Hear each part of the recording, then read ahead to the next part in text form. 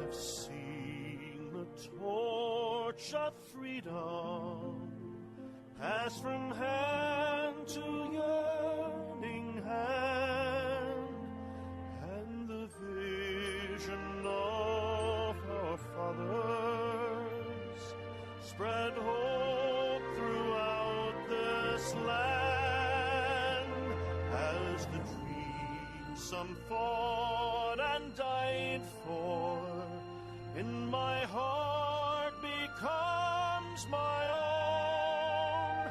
I will strive to keep her promise, America, my home. America, America, may God bless America, and freedom reign across America, my home. From the shorelines to the prairies, to the cities great and small, we have reaped the fruits of justice and liberty for all. So with deep appreciation for the blessings of freedom that we know in this great land of ours, I'm Dr. George Simon, welcoming you to another edition of Character Matters. This is the program where we talk about what I consider to be the defining issue of our time, the character crisis plaguing much of the world. And tonight we're going to do some interesting talking about one of the main factors responsible for the character crisis, and that is our culture of narcissism and entitlement. And it's something I blogged about once again on my personal blog, which I invite you to visit at www.manipulative-people.com. I also blog at www.counselingwith2lsresource.com. Once again, those blogs are www.manipulative-people.com and counselingresource.com, counselingwith2lsresource.com, for my weekly blog posts. And also invite you to familiarize yourself with my books, In Sheep's Clothing, Understanding and Dealing with Manipulative People, Character Disturbance, The Phenomenon of Our Age, and The Judas Syndrome, written primarily for the Christian faith community. All these books are my best effort to explain the character crisis that we find ourselves in, what's responsible for it, what we need to do about it, and especially how to get some help if you happen to be in a relationship with a character-impaired individual. So that's been the thrust of my work for the last almost 30 years, and I invite you to make yourself available of the weekly blog posts and the books, and also tune into this program every week at 7 o'clock in the evening on Sundays, Eastern Time, 4 o'clock Pacific Time, 6 o'clock Central Time, where we talk about the character crisis and various topics related to it. And if you want to join the discussion tonight, as I mentioned, we're going to be talking about our culture of narcissism and especially entitlement. We're going to especially be wanting to talk about just what it is about the cultural climate of today that fosters such a sense of entitlement and fosters the narcissism that we see so rampantly these days, that's eroded our communities and that has led to so many of our social problems, so many of our problems in relationships. And so if you have something you'd like to contribute, or if you have a question you want to ask, maybe you have a story you want to share, please join the conversation at 718-717-8296. That's 718-717-8296. Happy to take your call. Happy to have you share your thoughts. Happy to take your questions. Interesting article, I believe. You'll find it interesting, that I posted on my manipulativepeople.com blog this past Friday. Many years ago, back in the mid-90s, when I started doing workshops and when I first published the first edition of In Sheep's Clothing, I was saying some things about character disturbance and some things especially about narcissism and narcissistic behavior, and especially about narcissistic personalities that was not popular at the time because it went against the grain of traditional thought. Back before psychology became a much more empirically rigorous field of study, we had all of these theories about human behavior that really couldn't be tested. Sigmund Freud and his followers, they had devised these thoughts about how the inner mind worked, and there was really no way to test these things empirically. A lot of their conjectures were just that. They were conjectures. This theory seemed to explain a lot, but there was no way to validate empirically how sound the constructs were. So, we just took these things at face value. We took them for granted. We believed in them. We preached a lot of things that we held to be true without a lot of empirical backing. Well, many of my clinician colleagues and I, we began to notice some things in our practices that went against the grain, that went against all we had been taught, basically, about human nature and what makes it work. We were trained, basically, to deal with folks who were making themselves sick, literally, with anxiety and insecurity, basically their repressed feelings and their insecurities and their low self-esteem and their unconscious fears were making a wreck of them, and therapy, as traditionally devised, was an ideal venue for them to kind of come into contact with their repressed selves and sort through their repressed feelings and uncover their unspoken and unconscious fears and anxieties, basically get to know themselves at a deeper level. And in these insight-oriented approaches, folks came to understand themselves and what made them do the self-destructive things that they did. Well, this is all great if, in fact, you're dealing with somebody who is riddled with fears and insecurities and who is repressing a lot of emotion and dealing with unconscious fears. This is a great tool to help them heal. Problem is that what we began seeing as our culture changed dramatically from a repressive culture that fosters insecurities, that fosters hang-ups, that fosters repression of feelings, we changed from a repressive culture to a permissive culture. And we also changed into a morally relativistic culture. And we also changed into a culture of entitlement. And because of that,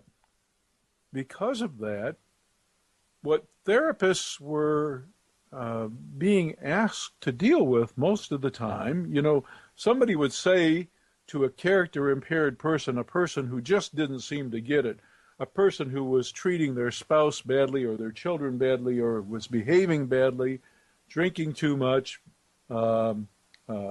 cursing too much, lying, thieving, and cheating too much, whatever the case may be, somebody would say to this person, "You need therapy," and drag them into the therapist's office and expect the therapist to somehow fix them, with approaches that were designed not to fix character immaturity or character impairment, but with approaches that were designed to deal with too much repression, too much anxiety, too much insecurity, the thing that we so politely call neurosis, or as I term it in my book, In Sheep's Clothing, and in my book, Character Disturbance. This is what we used to treating, but now all of a sudden we were treating individuals who were behaving badly. And the way it turned out is that none of the ways that we had to help folks did any good. So we really couldn't help, let alone fix, quote unquote, these folks who were bad actors, so to speak. And so we had to develop new approaches.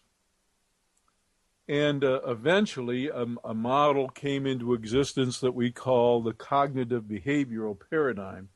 And this is a paradigm which basically says that people behave in ways that are an outgrowth from the attitudes they hold and the core beliefs that they hold. In other words, how you think about things, how you think about the world in general, how you think about your place in it, the attitudes you hold about the best ways to deal with the world, those beliefs, those core attitudes and beliefs, they predict fairly well how you will act.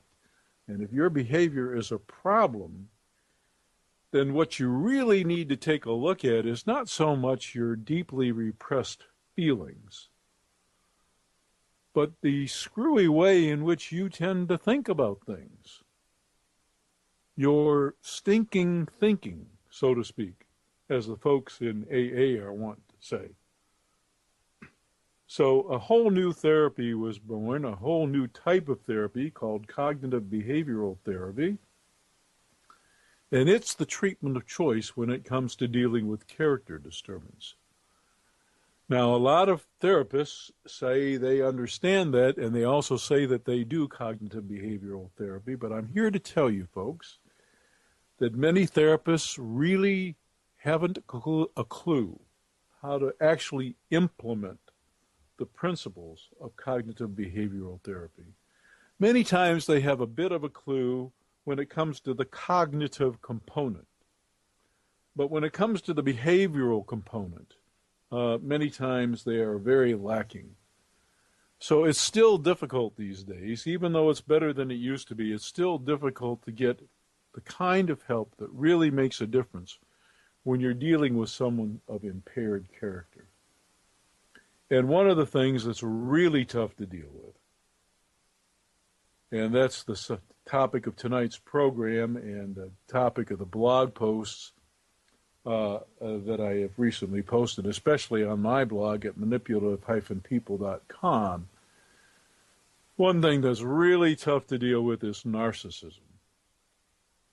You know, we used to think that narcissists were inherently insecure individuals who compensated for underlying and unconscious feelings of insecurity and an anxiousness about themselves and their worth by putting on a facade of greatness, of a bravado, of confidence. They acted all that, but underneath it, they really didn't feel all that. That's how we traditionally thought. And there's been a study done that recognizes that in fact there can be a type of narcissism that is the more neurotic variety.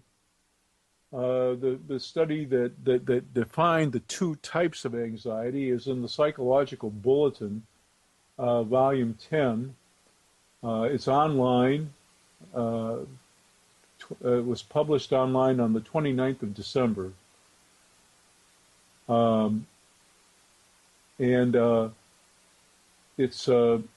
It's worth reading. It's worth reading because it mentions that while there is this type of narcissism out there, the more prevalent kind of narcissism, and this is what I've been saying for many, many years, including those early years in the 90s when people thought basically that I was kind of off my rocker. The more prevalent kind of narcissism are the folks who think they're all that. They really do. I mean, they don't just act all that. They really do believe in their greatness, even if it's not justified. Sometimes they have something to show for themselves. Sometimes they don't. But they really do think way too much of themselves, so much so that they can't have enough care and concern about other people to function well in society and to function well in a relationship. They don't have enough care. They don't have enough empathy. They don't have enough concern for the welfare of others. They're so self-centered. They're so self-focused. They're so egocentric. They can't look outside of themselves and their own wants and their own needs. It's all about them. And there isn't any anxious insecurity underlying all of this. They really do think they're all that. And what's worse is they really do feel entitled to do whatever they please. And when you have a narcissistic person in a relationship, that relationship is bound to be a living hell.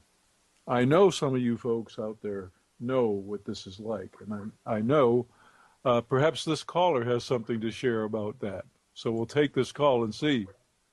Hello, and welcome to Character Matters. Hi. Hi. Welcome. Okay, I have some questions. Sure.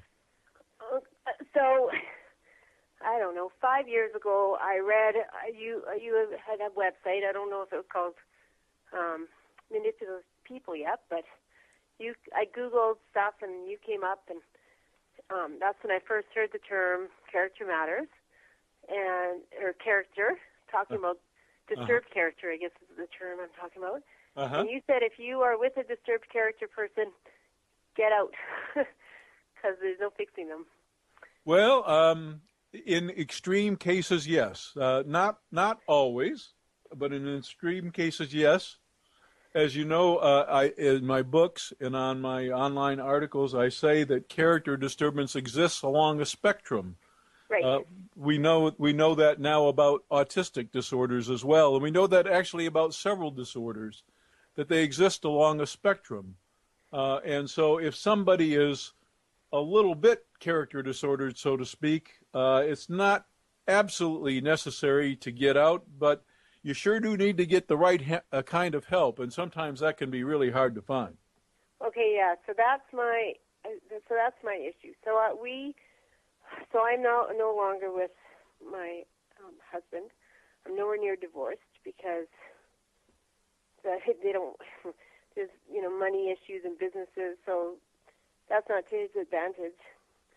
So there's lots of games going on to do that, to get divorced. So yes. He's controlling all the finances, so he doesn't want to be divorced. Yes. He just wants to have his new life, and he basically discarded me, like everything sort of says. But anyhow, at one time we did go to counseling, and then he got caught still in his relationship with a woman he'd been with for 3 years. So then he didn't want to go to counseling anymore. You mean in counseling it came out that he was conducting this relationship? Oh, no, I already knew. Like, I had busted it, in 2010. And then he swore it wasn't happening anymore, and on it went. But he would never, what I would call, put the cards on the table. Uh-huh. And, You mean he was lying? Yeah, he was still lying, about everything. Yeah, and let me, can I say a word about that? Yeah. One of the things that happens in traditional therapy is therapists are trained about this thing that we call denial. Mm-hmm. I've written several articles about this, and you'll see a lot. Yes, you have. I've read everything you've written. And, the thinking from a therapist's point of view is that there's so much shame and there's so much guilt operating with the person that they can't bear to face the truth. So the reason they misrepresent things and they don't come clean and they don't show their full hand is because they're too ashamed, they're too guilty. And so you have to kind of treat them with kid gloves. You can't confront them. You have to gently nurse them to a point where they can overcome their denial, and then they'll finally come clean. This is the traditional thinking. And many times what happens in therapy, unfortunately, is that the character disturbed person just strings both the therapist and the aggrieved spouse along for a long, long time. And then when the crap finally hits the fan, it's pretty much over. Okay, so he was doing that. So he admitted. He said, "I admit that I had this girlfriend, and I admit all that. So what do you want from me? I've admitted it. It's out there. I've told you that it existed. I told you it's over." And so then it started to be about me, of course. Excuse me, how did you answer that? I could write a movie as to how it all went, but okay, I said, I need to know it is over. I need proof that it is over. He tracked my vehicle for 4 years, the whole time it was going on, so that he could explain to me where he was, right? So if I had driven by his office or stopped at his office, 20 minutes later I'd get a phone call saying, "Oh, I just got back to the office," because he knew where I was. He knew I'd be back home or I was nowhere near there. Mm-hmm. I just got back to the office and they said, "You came by." But it was just a space he was renting. It wasn't like his own, he was only renting an office within a business. Mm-hmm. So, these people had their own, they didn't have a receptionist or anything. They had their own business going on. I'm pretty sure that they didn't even see me or know that I was around. Mm-hmm. So I would say to him, "Really? Who told you I'd been by there? Who saw me?" And he'd go, "Oh, Brian or Bill or whatever." So I'd be like, "Oh, okay, whatever." So it took me a little bit to figure out. And then one day I just knew in my head that he had a tracking device on me. So I took it to get my car to get an oil change, and left my cell phone in the car, and borrowed a car and a cell phone, and I went to learn about tracking devices so that I would know, how to find it in my car. But in the meantime, it was up on a hoist, so I told the garage to find the device. He hadn't found it yet. It ended up being where the jack is kept. I drive a van, a Toyota van. It ended up being where the jack is kept. And before the mechanic found it, my husband had arrived and got something out of the back of the van, out of there, and put it in his pocket. Anyway, it's a very convoluted. Wow. Wow. He had recording devices in behind the fans in my van. He had recording devices in my house that were like pens. You're talking about manipulation on steroids here, aren't you? Well, I think so. So the counselor that we saw never really, I phoned him one time. We saw him only 4 times. I phoned him after the 3rd time, and I said, "Are you going to call him on any of this stuff?" And what did the therapist say? And he said, "I can't because he won't come back." Yeah, I see. This is exactly my point. You just nailed it. And this is the traditional bias. You see, we have to set a stage we've been taught this. We have to set a stage by which the person feels safe, you see, to let Right. down their so-called defenses. And Right. if you move too hard, too fast, they will become too intimidated, too afraid, too defensive, quote unquote, and they'll bolt. Well, the fact is that they'll only play you otherwise. And the fact is they might just go bolt out of therapy, and that's your proof that they don't mean to change and that you're better off without them. So, Okay. So you think that that makes sense from the outside. Now, so he got caught still, so his girlfriend was married still, and I had contacted that man in 2010 and told him that his wife was having an affair with my husband. The counseling was happening in 2012 because he got caught again. He took her to I live in Canada. He took her to San Francisco on a so-called, it was a business trip he told me he was going on, and I tried to investigate what he was going to do. I told him, oh, well, who's paying for the ticket? He said, this company. And I said, well, they must have sent you emailed you the information. Well, of course, he could never get the email up on his phone, and he could never get he wasn't sending me the email, and why would I need that anyway? And, oh, God. Anyway, he on and on this went. So the woman's husband caught, when she came back, he had figured out what was going on. He found my husband's Visa card in her wallet. He figured it all out at that point. So they were going to try to make their marriage better. Put their marriage back together. We were going to try to put our marriage back together. They were not going to see one another again. Of course, 6 weeks later, after we've been going to counseling, for 4 or 5 times we had gone, the husband uncovers communications between them again. Now, my husband did this, all his communications on his phone, which he had locked, or at his office, so that I couldn't access it. mm, And so that man, that the husband of the girlfriend phoned me, because we were now in contact since this San Francisco thing. So when they got caught again, so then my husband would not go back to the counseling. Told me it was, he wasn't seeing her. That was on and on and on it went. So, against my better judgment, we have 3 children. I've been with him for 27 years. Things have we're sort of, when he started his own business, he became, really an asshole. And I would say, why are you being this way? He'd hang up on me, tell me, shut up. And I'd say, that's not us. Like, why are you treating me like that? mm-hmm. And, Yeah. you make a big deal of everything. Whack, Yeah. hang the phone up. I'd phone him back. Why are you hanging up on me?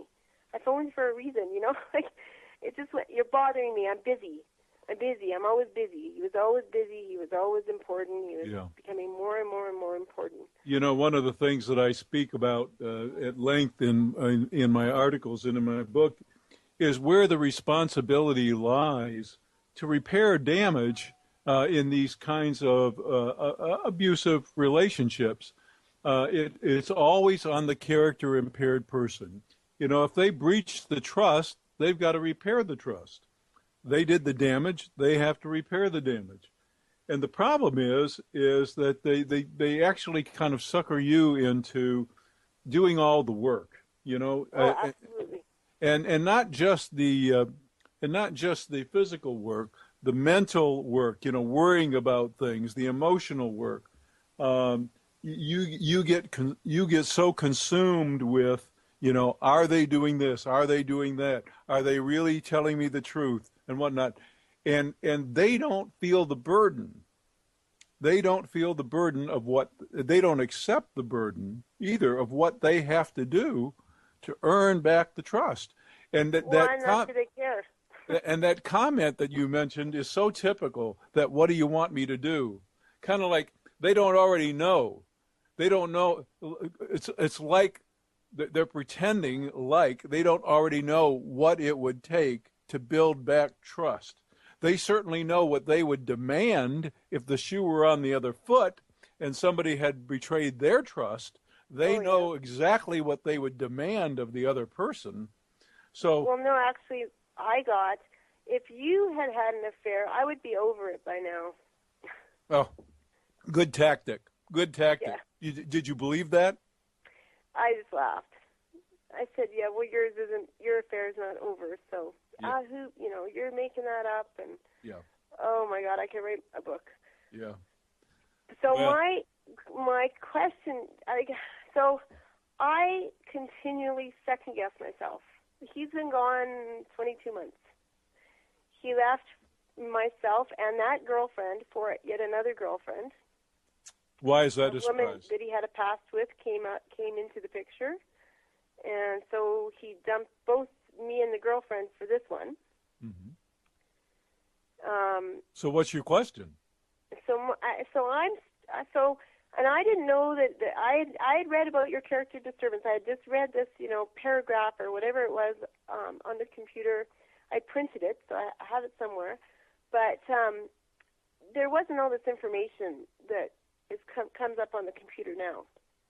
And your website wasn't as developed, and I don't think anyway at the time. And so I didn't know about narcissism. And I'm a middle-aged woman. We didn't talk about narcissists, and that's a newer thing that people talk about. And so this counselor we saw together. I went to him after he left. He said, your husband is a narcissist without any doubt in my mind. You need to learn about narcissism, which is when I started learning and reading on the internet. And I got your book. That's when I learned all the stuff I've learned. And then I went back to him because I then found out that he had actually left for this third woman. And, I wasn't handling it very well. And he said, your husband is a psychopath. I can't give you, I'm not going to say I'm diagnosing that because it's a huge diagnosis, but I have met very few people that are to the extreme of him, and he is a psychopath. Mm-hmm. You need to learn more about psychopaths. So now this is the same therapist that told you that? Yes. Uh-huh. And do you know the difference between your garden variety narcissist and a psychopath? No, to be honest, it's very foggy. Well, let me make this. I'll oversimplify it just a little bit for the benefit of the listeners, because I have several articles on narcissism and malignant narcissism, which is the characteristic that psychopaths have. Right. But most narcissists have a limited degree of empathy. In other words, they have a limited capacity to care for others. And they're so self-focused that they just don't give much care to others' welfare. Psychopaths, on the other hand, have a very malignant form of narcissism. They have a marked deficiency in empathy. Either they have no capacity for empathy at all. In other words, the way their brains work, they can't even experience empathy. Or if they have a little bit of it, or if they have some capacity for it, they have this incredible ability to turn it off, just like a light switch. We call it compartmentalization. They can just completely wall it off, and that enables them to use and exploit others at will without any compunction, without any nervousness, without any hesitation. They just basically use people. And not all psychopaths are predators or criminals. A higher percentage than normal of criminals are psychopaths, but psychopaths can also be heads of corporations. They can be entrepreneurs. They can be the person next door. What really defines them is the absence of empathy that leads them to callously and senselessly, and here's the key word, remorselessly use and abuse others. They don't have any compunction about it. They go through people like water. Why is it any surprise that he's already found somebody new? It's no surprise if he's a psychopath. Now, well, he left for her, like, and she brought money to the game, so she elevated him just a little bit higher, right? Than he was already at. Yeah. Well, I have to say, true psychopathy is very rare. Is pretty a rare phenomenon. Most of the time, folks with character disturbance fall somewhere on the spectrum, and there are some narcissists who are pretty severe narcissists, but they're still not quite psychopaths. Right. So, we can't do any kind of formal assessment over the air here, but suffice it to say that there's enough character disturbance out there, and narcissism is one of the big factors in it. I'd like your opinion on something, though, because tonight's program is about the kinds of things in our culture that foster these attitudes that lead to this sense of entitlement and these egocentric patterns. I'd just like to hear your thoughts on what you think it might be about today's culture that seems to be creating this climate where we have so many narcissists in our midst. Do you have any thoughts on that? Okay, so my mother-in-law told her children, and now they came, the apple doesn't fall far from the tree in my husband's behaviors, we'll say. So he came from a broken family. And my mother-in-law would tell my husband that he did not, as he was growing up, that respect wasn't important, that people had to show him respect first. And to me, it's all about respect. Yeah, there's the entitlement right there. Yeah. I have to say, I'm going to interrupt you for a minute here. I have to say, I encountered this attitude among the most hardened criminals in prison. This respect on demand attitude. Respect is one of those things that, in my opinion, based on years of clinical experience, is the thing that most needs to be, and I'll be careful about this word, earned. Now, treating someone civilly with due regard, that's another matter. We all deserve to be treated civilly. But affording someone respect needs to be earned. And how we earn it, the word respect, I define it actually in my books. It comes from the Latin to look back. We get the word spectacles from the verb spectere. Respect means to look back on what you have done with what you have been given. And if you've done a good job with the talents that you've been given, making a valid contribution, a valuable contribution to the world, and conducting yourself in an appropriate manner, in a noble and in a manner of integrity, of character. If you've done that, then you have every reason to hold yourself in high regard. And other people will also afford you that respect as well. But it's something you have to earn. So is that not something that it's also taught? Oh, you bet. And any parent that gives that message that you're, quote unquote, entitled to respect just because you walk the planet is helping to create a future narcissist, without a question. Because I personally feel that, he didn't respect elders. Now, I was taught, for the most part, people's grandmas and grandpas, you respected them until you encountered some reason not to. Yes. He couldn't stand old people.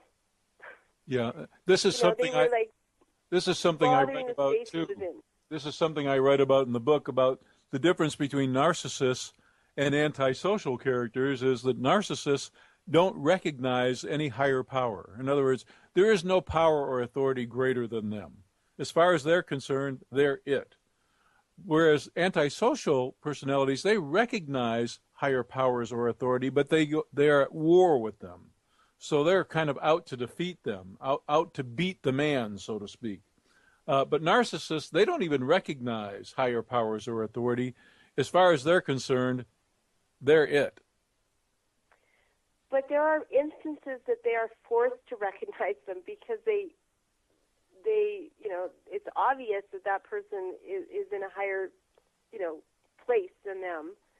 Either, but it doesn't. They show them no, on the inside they show them no respect. Like only to not look bad to other people do they act like, yes, this is my boss, or this is the president of the company, so I have to act like. Right. We call this the tactic of giving assent. Narcissists will give assent. In other words, they will kind of go along. They will see a practical need to kind of cave in to somebody else's external demands, but in their heart of heart, they really do not respect the authority of anyone else. Whether they're older, wiser, more experienced, it doesn't matter. They may give surface level assent, but in their heart of hearts, they do not see it that way. And it's a tactic, it's a habitual behavior that blocks their ability to have any real respect for any higher power or authority. So, and that I think, so I have 3 children, and I do not, the jury's sort of out still on whether this kind of can come up through genetics or not. How much is learned and how much is nature, like how much comes genetically to them. Yeah. I don't know if you have, I don't recall reading too much about that. Yeah, I speak about that at length. In my book, Character Disturbance, I speak about that at length. Oh, And as far as we know, I have read it. and as far as we know, I mean, it is a mixture of both. And also, it varies from person to person, which is the stronger influence. I know individuals who have come out of the worst environments, who are unbelievably good character. I find myself scratching my head, and I say to myself, how did they turn out so decent, given what they came out of? Mm-hmm. And then I've seen some people come out of the very best environments, had every good kind of upbringing you could think of, and they were just rotten to the core. So how big a factor nature plays over environment, it varies from person to person. It's always a mixture of both. Some folks, however, appear to be kind of hardwired, and other folks appear to be have been more shaped by their environment. Both are important, and it just depends on the individual. Each individual is different. Yeah. Well, I certainly hope that things are better for you now. I certainly hope the material that I have out there online and in my books has helped you some. Has it? Yes. What it has helped is because I've been told for the last for sure the last 15 years of my life that I didn't measure up. Yeah. Everything I did was measured. Yeah. I didn't clean the house well enough. Everything I did was measured. Where I was, how long I talked on the phone, whether I should be talking on the phone, whether I made enough food for dinner. On and on it went. Yeah. It was constant measuring. So reading all your material helps put it in perspective. It helps you understand that these people actually do exist, that, there's someone like you doing mega research and, giving all your experiences with these kind of people, and it sort of validates you a little bit in your are you crazy? Is it your fault? Is it truly all these things that you've done wrong? Right. So you recognize these things as tactics now, and you recognize that in that narcissism, naturally everybody's going to be looked at as inferior and never able to measure up, because nobody can come up to the standard that they said. There's another great psychologist by the name of Stanton Samanow who has a perfect descriptor line for these folks, and that they are legends in their own minds. Oh, absolutely. Yes. That's how my brothers describe him, actually. Yeah. Well, I'm so glad that things are better for you. I'm so glad that the information I have out there has helped you, and I thank you for sharing your thoughts on one of the things you think fosters narcissism. I certainly agree. What I wouldn't mind seeing from you actually is a little bit more information about how you can maybe make sure you're not fostering narcissism. Oh, now you're kind of leading. Try not to. Yeah, now you're kind of leading into the best part of my book, Character Disturbance. In Character Disturbance, I have what I call the 10 Commandments of Character Development. Yes, you do. Okay. These are the things that you have to teach successfully a child in order to have them develop decent character. And one of the first things is that they're not entitled to anything. That this whole life is a gift. Well, however you want to see it. If you want to be completely secular about it, if you want to be completely agnostic about it, this life is a miraculous gift of nature. Nobody earned it. There's not a person born on the planet that said, okay, I've done this and this and this and this and this, now I deserve to be born. It's a gift. You either going to see it secularly as a miracle of nature, a benign and wonderful and fortuitous accident of nature, or if you're a person of faith, you're going to see it as a gift from God, from the creative force of this universe. And if in seeing this gift you feel beholden, you feel indebted, you feel grateful for this gift, then you don't take anything for granted, and you feel obligated to make of this life something that honors the gift giver. This is so essential to character formation. All the major faiths in the world have known this forever, which is why they incorporate something in their belief system to address this issue. There is nothing more fundamental to character formation than that. And parents who give their children messages that they are so special, or that they are God's gift, or that they don't owe anything, or that this life is not a miracle to be treasured and valued, they're going to raise a narcissist. There's no question about it. In my mother-in-law's case, like in my husband's case, I believe he was one of the few divorced, kids from a divorced family in a Catholic school. In our school system is public and Catholic, and it's basically all public, but for whatever reason we had two systems. Anyway, so in a Catholic school there weren't as many divorces in the 70s when his parents got divorced, and so he was one of the few. So in my thought process when she told me that, because I said, he doesn't respect anything. Like, this is after we're married, and I'm like, what? Where is this? There's no respect. Like, he doesn't even respect her. Mm-hmm. And she, I think, was trying to make up for the fact that he was different. than the other kids. He didn't have two parents at home. You know, he had parents that had two houses. He was going back and forth between homes. Mm-hmm.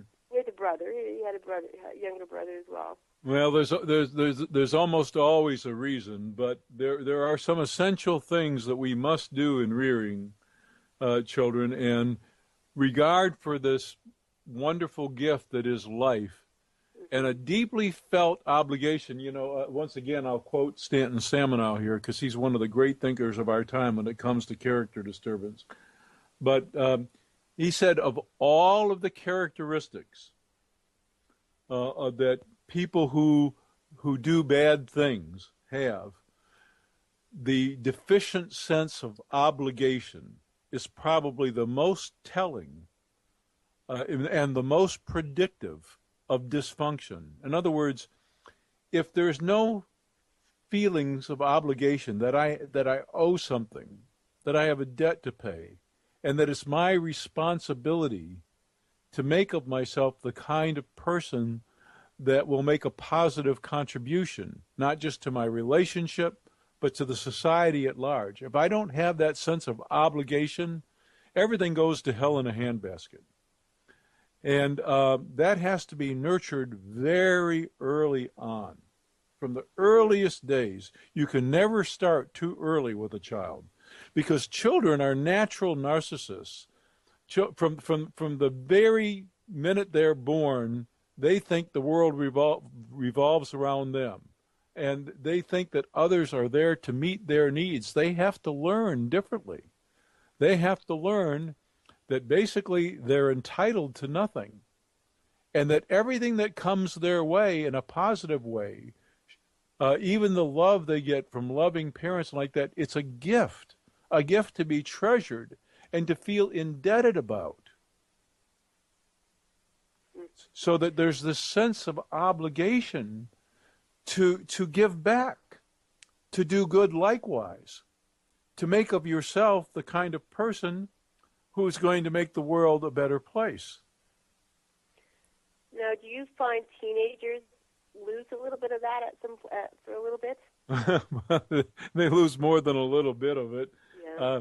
And unfortunately, you know, we're of this thought that this is an inevitable fact of teenage years. Frankly, it's not. It's cultural. There are cultures, there are even primitive cultures, where the kinds of things our teens go through are not things that teens have to go through. This is a cultural phenomenon, and we are not going to solve our character problem any other way than by looking at the aspects of our culture, especially the rampant messages of entitlement. Oh my gosh, in the media especially, we are just inundated with these messages of entitlement, and messages of permissiveness, and messages of grandiosity and exhibitionism. You know, with the advent of social media especially, everybody just wants to toot their own horn and basically show themselves off. So you hear all the time, whatever makes you happy. Yes. You have to be happy. Right. Yeah. And you're entitled. Sense of others. Yeah. Yeah. So we're only going to fix the problem by tending to those things. You know, we had some institutions for a long time, for many years, for many decades. Some institutions were in place that helped our culture and our society foster character. And a lot of those institutions are crumbling.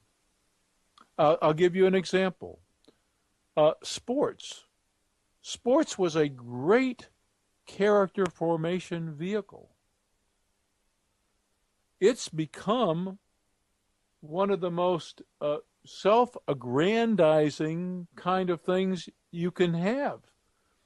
From the soccer moms who all of the kids are special, and they all deserve to play, and they all deserve this, and they all deserve that, to the professional sports, where these folks who have talent are paid incredible sums of money for their talent, and how miserably they behave and what horrible role modeling they give is given a pass because they're so valuable to the team because of their talent.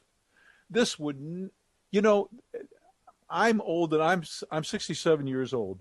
I remember when people were just gone from professional football teams, and they were gone in a heartbeat for much, much less now that even warrants a fine. Yeah. And not only that, when they get fined, they want to sue.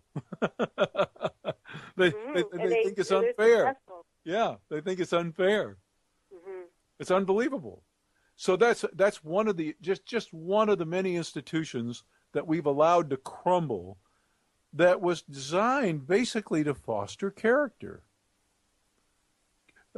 Sports in junior high and high school were a great way to develop a sense of teamwork, camaraderie, of personal goal setting, of respect for authority, a valuing of hard work and effort.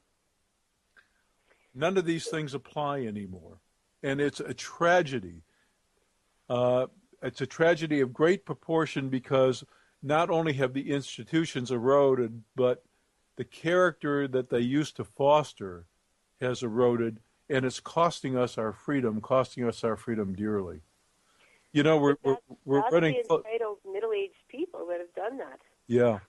We're running close to the end of the hour here, so if you have something else you'd like to share or another question you'd like to ask, I invite you to do that now. Well, you know what? I actually wanted to know a little bit about your thoughts on how to not second-guess yourself about everything I read and, you know, how it applies and where it applies with me. Uh-huh.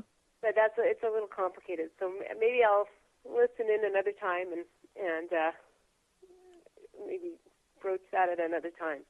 Great. Well, thank you. Thanks for calling in and sharing your thoughts, and I hope the discussion has helped you out a bit. Yes, it does. All right. Thanks for calling. Yeah. Thank you very much. Bye-bye. Well, we're coming near the end of another hour here. This hour seemed to pass quite quickly tonight.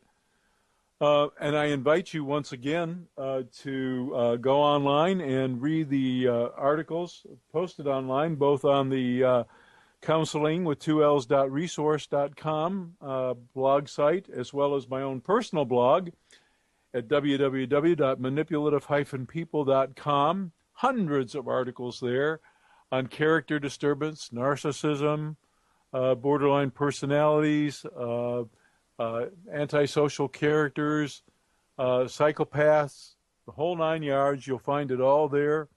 You'll learn the tools of empowerment, also my books, In Sheep's Clothing, Understanding and Dealing with Manipulative People, The Judas Syndrome, and Character Disturbance, the phenomenon of our age. Available everywhere, downloadable, on audio books as well. Avail yourself of them and all the material. And also tune into the program. Character Matters here every Sunday night at 7 p.m. Eastern Time, 4 p.m. Pacific, 6 p.m. Central Time, where we talk about what I consider to be the defining issue of our time, the character crisis that's plaguing much of the world, and what we can do about it. This is something that concerns everybody because our freedoms are at stake, folks. Great countries are built when people are of good character. They build great societies. And our society is in danger of losing its greatness. So let's help restore that. Let's do what we can. And tune in again next week for another edition. I'll see you then.